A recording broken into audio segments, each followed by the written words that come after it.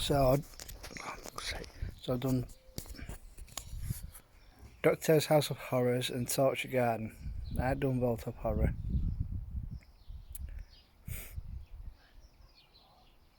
So, I'll cover Vault of Horror even though it's not in chronological order. As you know, it starts off with a view of the Thames. I think it was Millbank Tower. And we see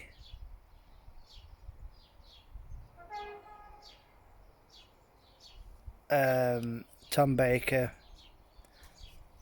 Daniel Massey, Terry Thomas, Kurt Jurgens, and that actor, whose name I can't remember, but he's in the scene with Edward Judd, of the author who tries to cheat death by faking it with certain medication to simulate no pulse or heartbeat, and then to dig him up at a certain time. Now, he must have fixed it in such a way that it would have avoided an autopsy, because that definitely would have killed him. But I suppose for the essence of the film, obviously there could be no autopsy, otherwise the scene wouldn't make any sense.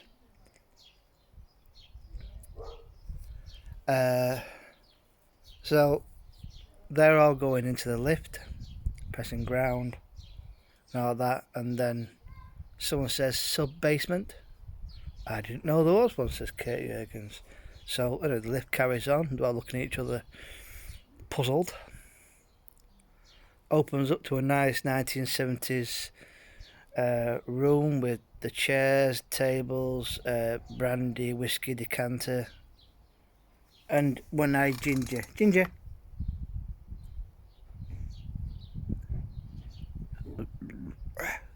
Hello, Ginger. Hello, Mr. Potato. Hello, my little girl.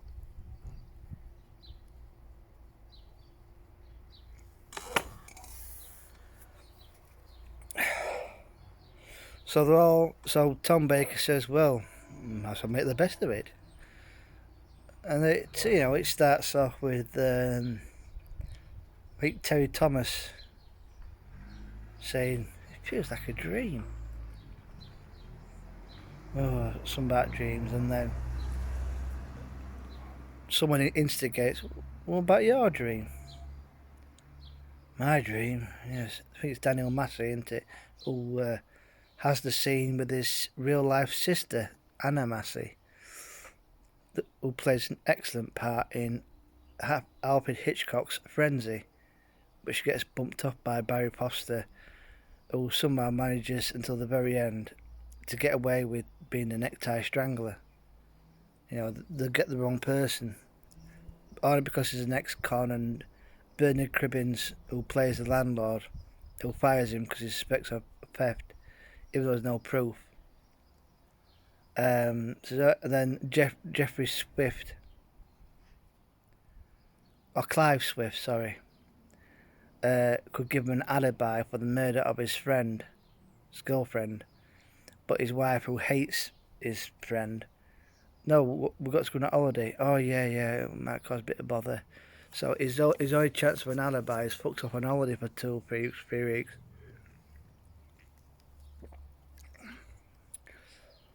So it starts off with Daniel Massey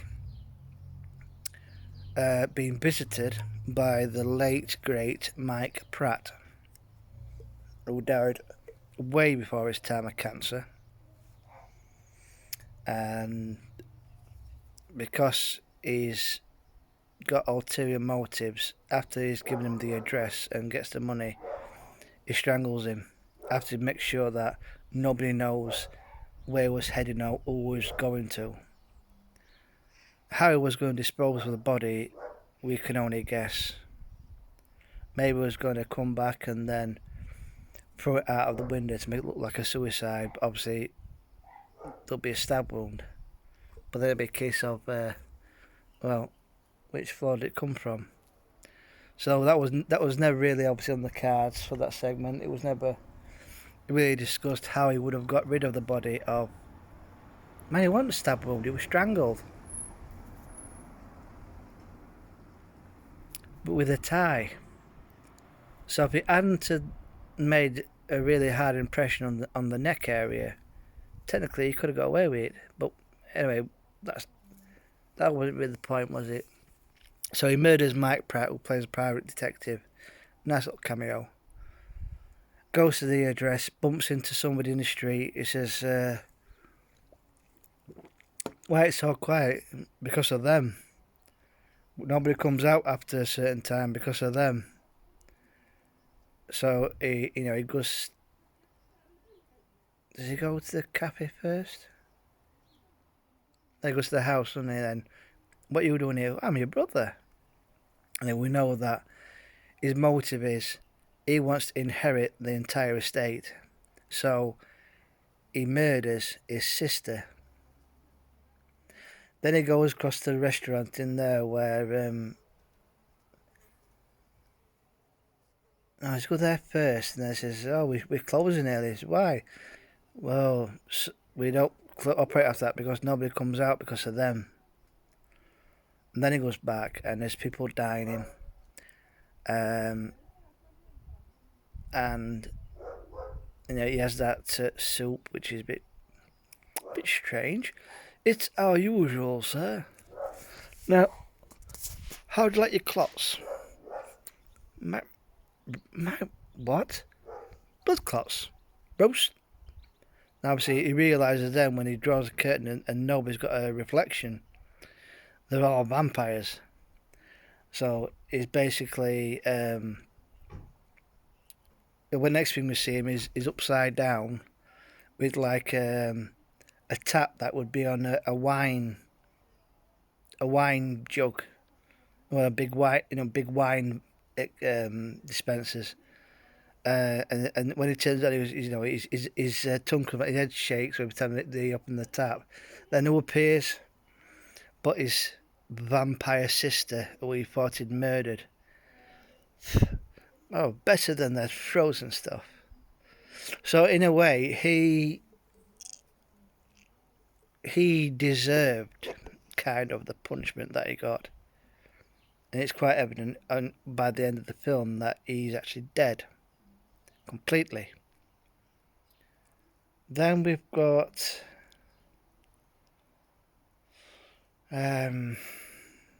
Terry Thomas's scene.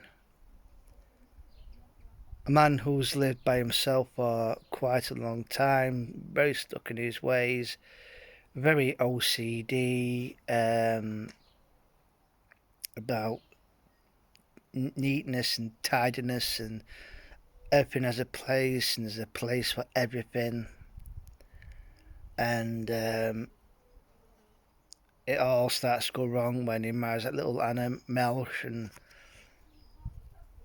she puts his clothing on his side and her clothing on her side, and we hear Terry Thomas having a shower, but miraculously when he comes out with a dressing gown on, he's bone dry.